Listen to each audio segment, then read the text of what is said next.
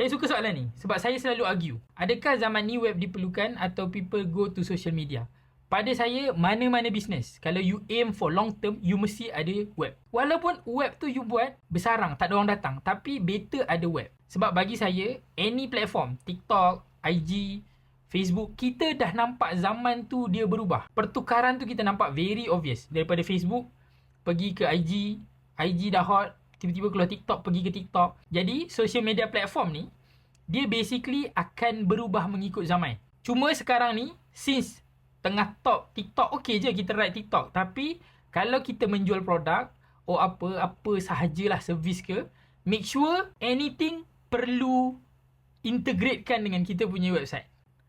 Perlu ada inisiatif untuk orang melawat website kita. Sebab apa? Contoh, walaupun kita produk jual hebat dekat TikTok sekalipun, fees tinggi. Kalau kita ada website, kita encourage orang untuk membeli dekat website, traffic yang sama kita dapat, tapi next time dia membeli, kita akan kena bayar kurang fees. Kalau tanya saya adalah orang yang buatlah website. Sebab website ni berapa ringgit je.